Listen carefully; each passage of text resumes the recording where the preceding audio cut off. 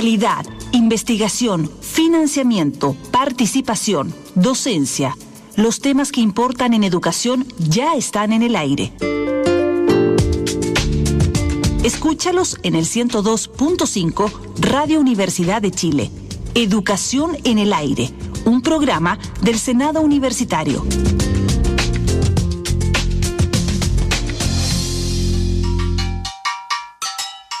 Desde el comienzo de la pandemia por COVID-19 en Chile, el Instituto de Sistemas Complejos de Ingeniería ISI ha estado apoyando el trabajo para contener la crisis sanitaria.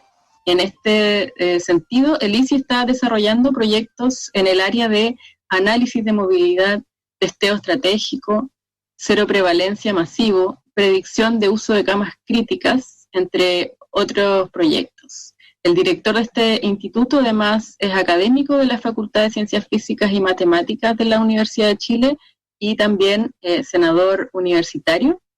Ya está conectado con nosotros para comentarnos sobre este trabajo y sobre cómo la ingeniería ha sido útil para contener la pandemia. Muy bienvenido, senador universitario Leonardo Basso. Muy buenas tardes.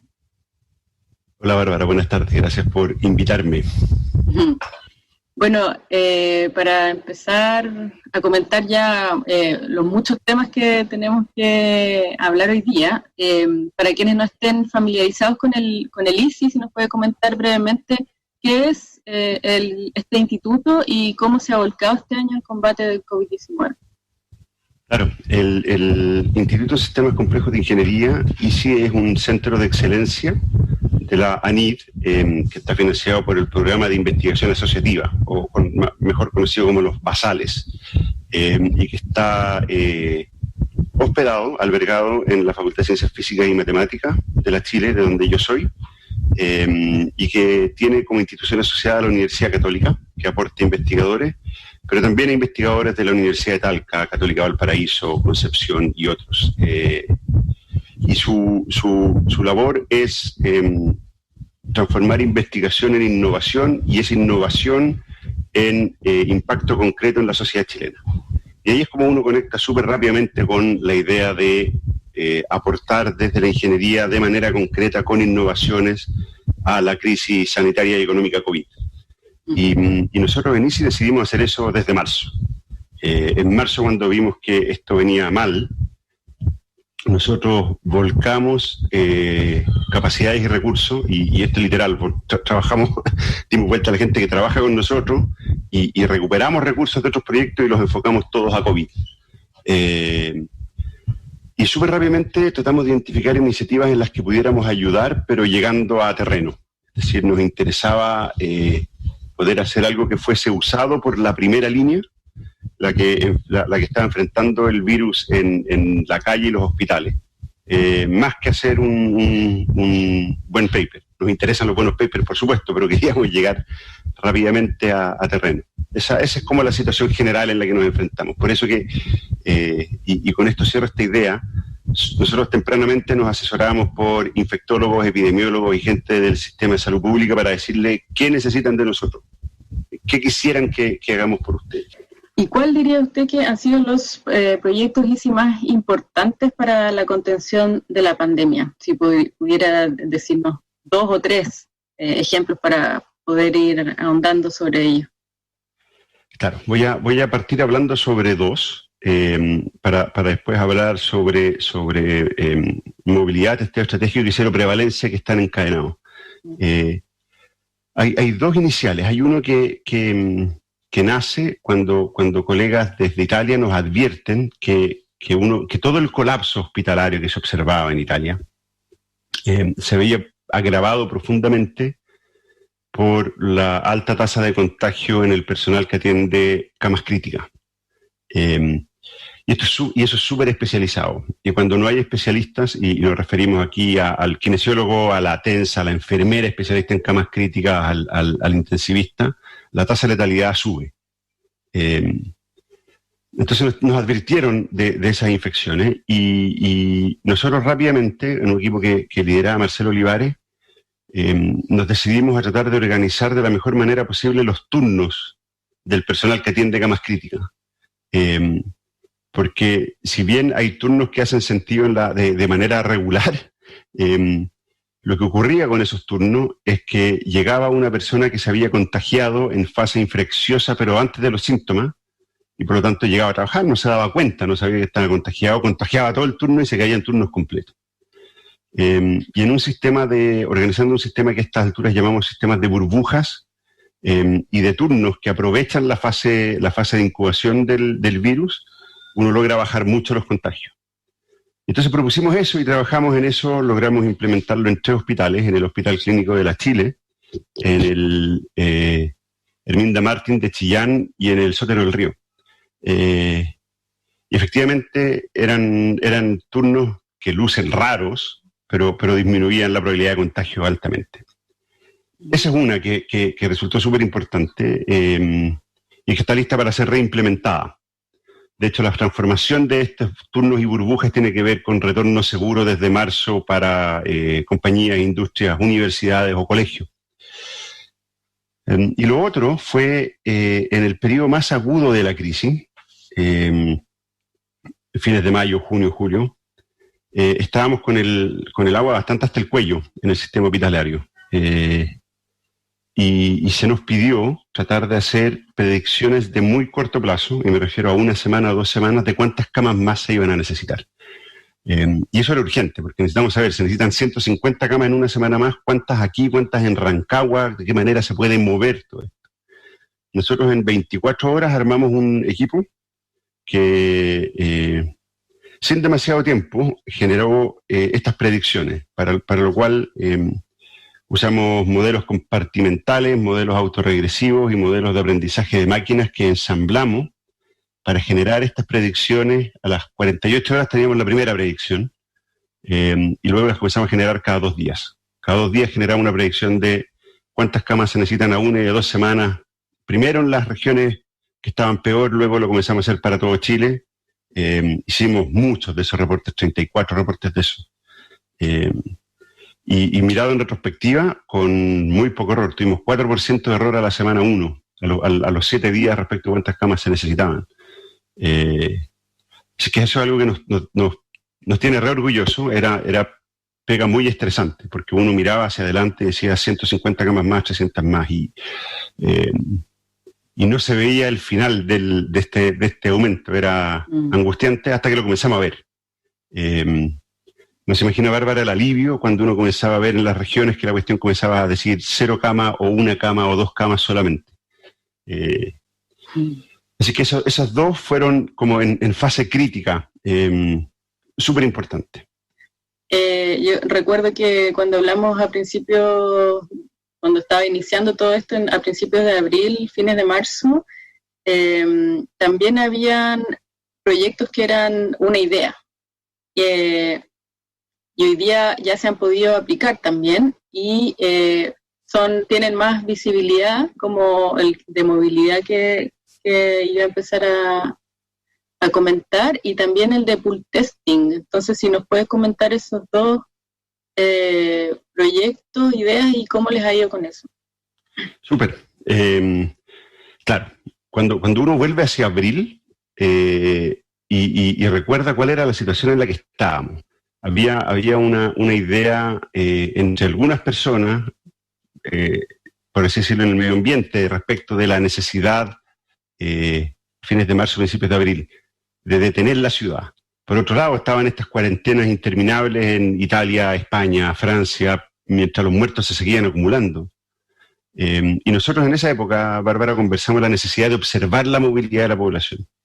Y afortunadamente nuestros partners de Entel entendieron esa necesidad y nosotros logramos forjar una alianza con ellos que nos ha permitido desarrollar en conjunto lo que a esta altura está muy bien engranado de análisis de movilidad usando datos de conexiones a la infraestructura de telecomunicaciones de Entel. Son datos agrupados y anonimizados, los vemos a nivel de zona censal, que nos ha permitido seguir la movilidad de la pandemia y entender un montón de cosas.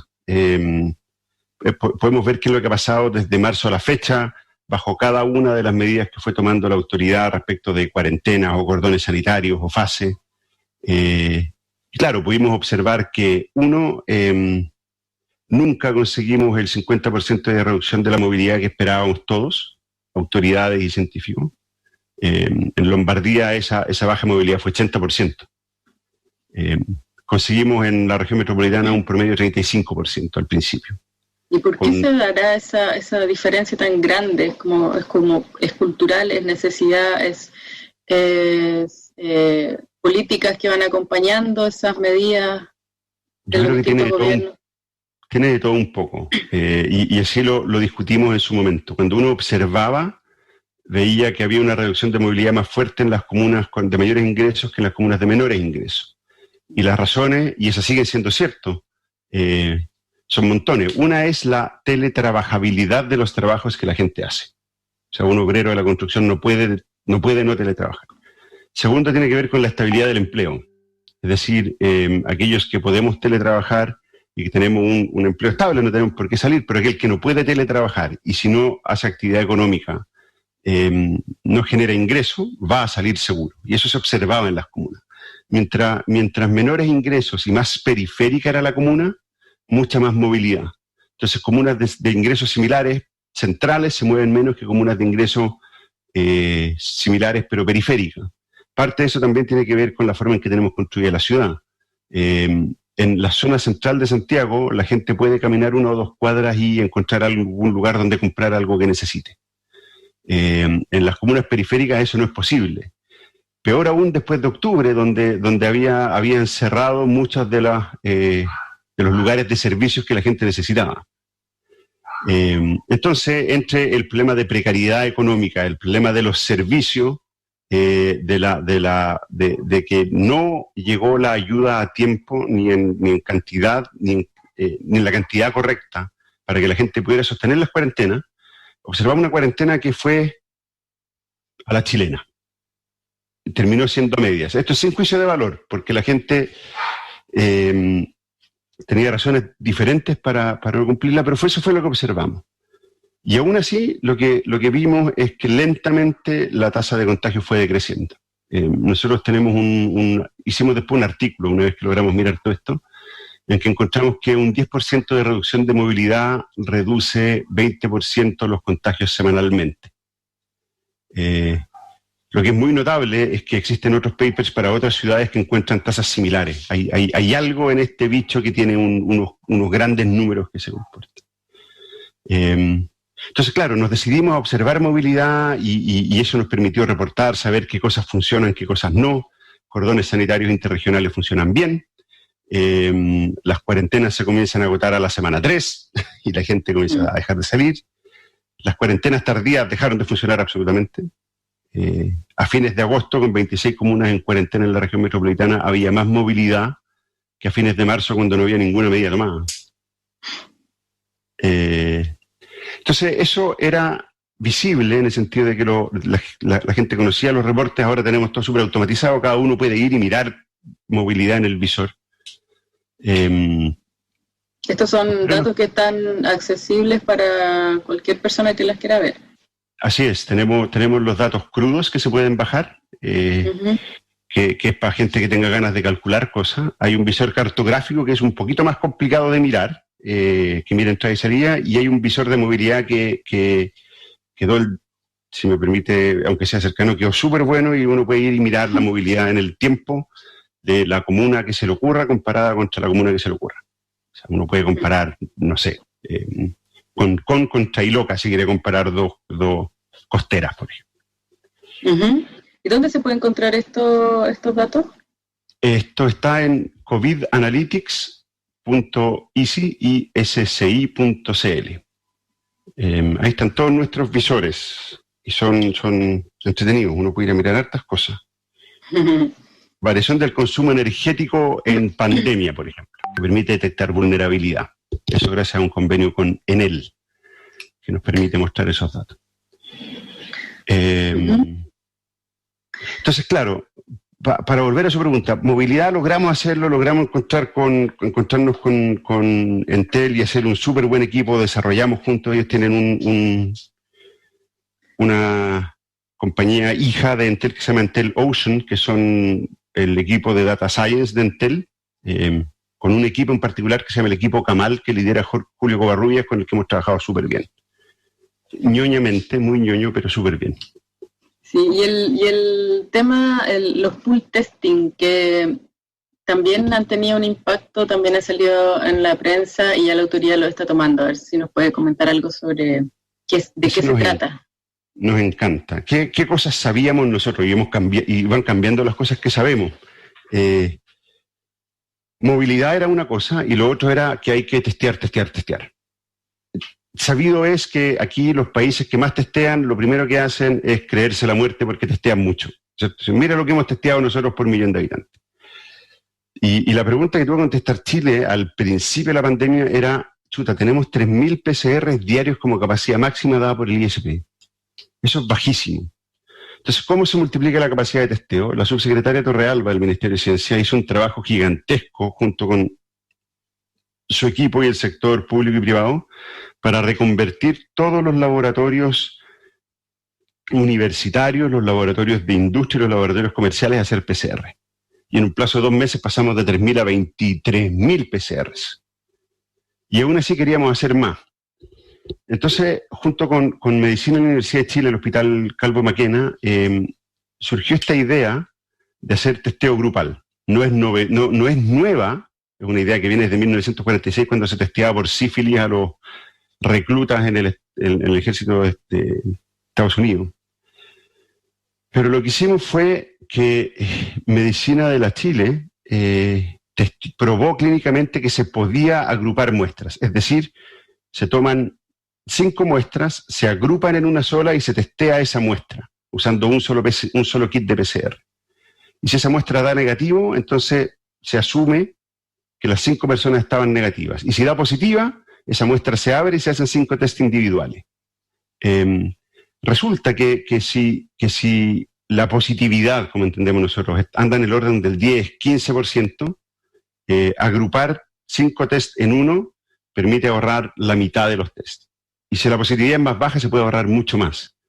Entonces lo que nosotros hicimos fue simular cuánto se podía ahorrar bajo diferentes condiciones, tomar la validación clínica de Medicina de la Chile y pedimos ir a presentar al Consejo Asesor COVID, junto con un piloto para hacer pool testing y testeo de vigilancia con la Asociación Chilena de Seguridad y el Servicio Nacional del Adulto Mayor.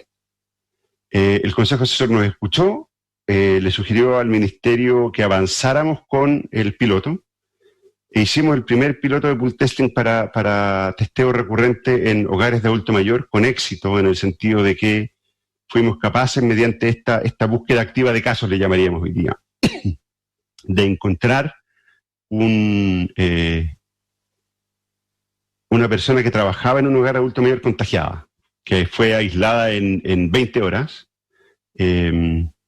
y logramos evitar que se generara un foco en un hogar de adulto mayor, que literalmente significa vidas salvadas. Y logramos hacer todo eso usando un 30% de los test que se hubieran usado si hubiéramos querido hacer lo mismo, de manera regular. Entonces eso fue un éxito temprano, y esto terminó convirtiéndose en el estándar. Hoy día se hace pool testing en todas partes de Chile y es una de las razones por las cuales testeamos mucho. Esta es uno de los proyectos que ha tomado la autoridad y lo ha convertido en una política de gobierno, ¿no? De salud pública. Así es, se convirtió en política nacional. Es muy lindo porque la circular ordinaria en el que se dice así se hace, úselo, tiene como referencias la validación clínica de la Chile y la presentación del Instituto de Sistemas Complejos de Ingeniería albergado en la Chile. Entonces nos pone muy contentos, porque es una cosa concreta que hoy día está en práctica. ¿Cómo se ve el escenario con la nueva cepa de coronavirus SARS-CoV-2? ¿Tienen información sobre eso?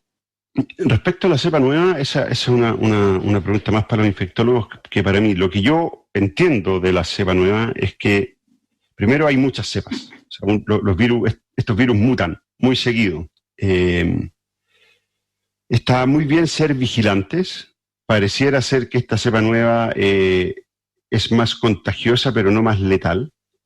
Y yo digo que hay que ser cuidadosos porque hay historias que pueden ser ciertas o no.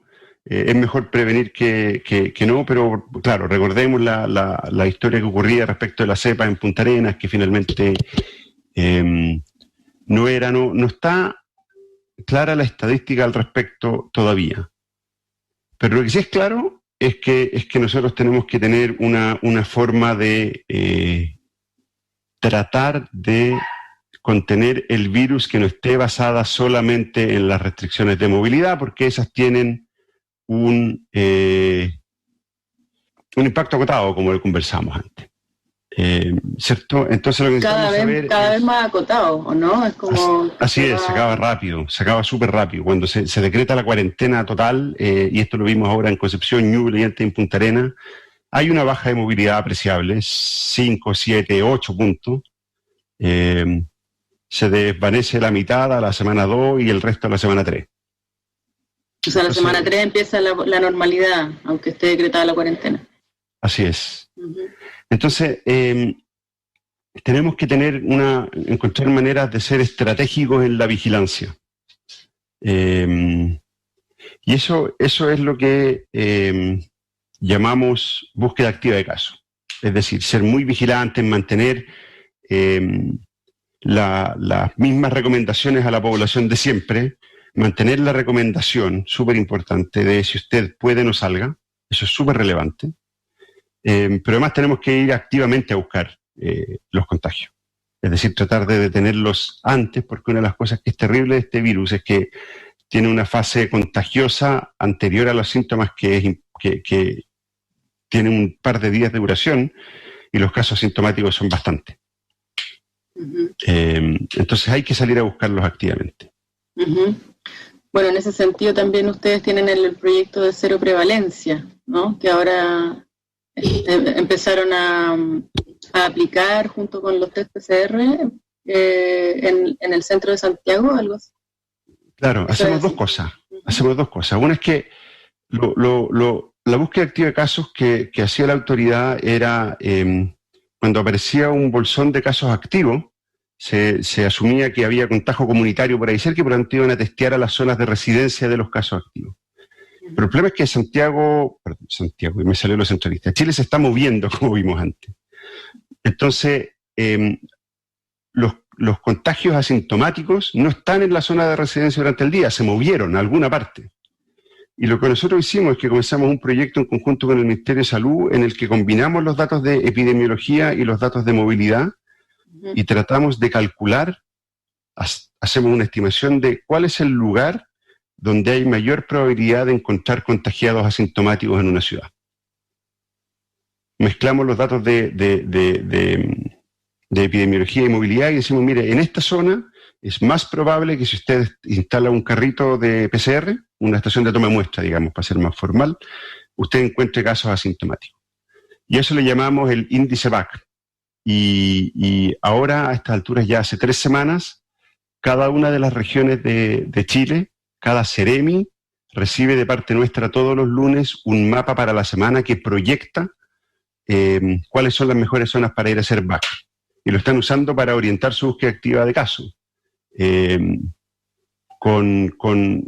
Acá tenemos casuística y no estadística con éxito. Es decir, nos ha permitido capturar más contagios asintomáticos que luego se trazan y se aíslan, etc. Entonces, eso tiene que ver con tratar de perseguir a quienes están contagiados hoy día e infectando a otros. Uh-huh. Uh-huh. Cosa que es importante si queremos atajarlo. El estudio de cero prevalencia trata de contestar otra pregunta. Y la pregunta es, ¿cuánta gente ya ha pasado por el virus? Y una pregunta distinta, porque la mayor parte de la gente puede haber tenido síntomas leves y nunca haberse hecho una PCR, o puede haber sido asintomática y nunca haberse enterado que estuvo enfermo. Y nosotros sabemos, por ejemplo, que la inmunidad de rebaño está cuando sobre el 60% de la población pasó por el virus. Entonces la pregunta es, ¿cómo ha avanzado la pandemia? ¿Quiénes se han contagiado más? Hombres, mujeres, trabajadores, no trabajadores. Tratar de tener una idea de qué manera se relaciona la infección con diferentes características. Y eso es lo que se llama un estudio de cero prevalencia, que no se hace un test PCR con la varita en la nariz, sino que es con una gotita de sangre, y a diferencia de la PCR, que detecta el virus mismo, el test rápido detecta los anticuerpos que fueron la reacción inmunológica ante el virus. Por lo tanto, identifica que el cuerpo estuvo en presencia del virus y se defendió. Ujú. Y el viernes pasado comenzamos un estudio de cero prevalencia en la región metropolitana, junto a los carritos de estación de toma de PCR, en que la gente puede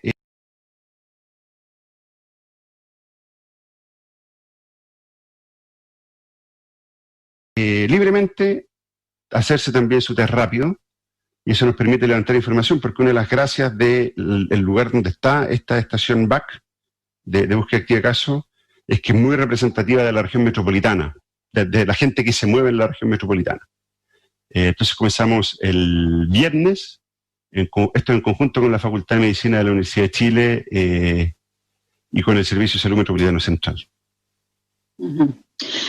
Bueno, todo lo que hemos comentado es un ejemplo concreto de cómo la ingeniería, la ciencia, la tecnología, la innovación ayudan a la autoridad para salir adelante de esta crisis. Entonces, para ir cerrando, quería preguntarle, ¿por qué cree que a pesar de tantas demostraciones, sobre todo este año, donde esto ha sido, el aporte de la ciencia y de la investigación ha sido fundamental para el combate de esta crisis sanitaria a nivel mundial, en Chile se haya reducido el presupuesto de los programas del Ministerio de Ciencia y Tecnología? ¿Qué más hay que demostrar para que se tomen medidas en sentido contrario? ¿Cuál es su visión, su opinión sobre esto? Sí, pucha, a mí en estas situaciones me cuesta ser crítico, porque la verdad es que somos hoy día un país mucho más pobre que antes. Y tenemos efectivamente necesidades en montones de áreas. Vivienda, trabajo, apoyo a las pymes. Y todos teníamos que compartir un poquitito. Entonces, claro, yo espero que saliendo de esta crisis, el aporte de la ciencia al crecimiento del país y la innovación sea reconocido súper rápidamente y podamos tener un presupuesto expansivo. Me duele, pero me cuesta entender la reducción de los presupuestos en general.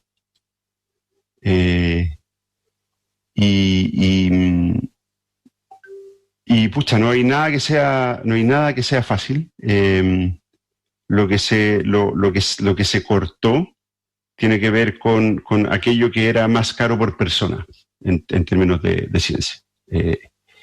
Y todos podemos aportar un poquitito, pero es complicado. Yo aquí me voy a quedar con, me gustan los dichos, me voy a quedar con otra cosa, es con guitarra. Y cuando hay que repartir algo que es escaso, efectivamente va a haber dolores. Yo solo espero que podamos retomar la senda de crecimiento súper rápido y luego inflar en bastantes veces el presupuesto de ciencia para el paso siguiente, una vez que salgamos de esto por allá por septiembre, octubre. Del 2021. Sí. Por lo menos eso nos va a permitir, el 2021 deberíamos ser capaces de comenzar a circular un poquito más libremente, si bien la mascarilla nos va a acompañar por un buen tiempo. Uh-huh.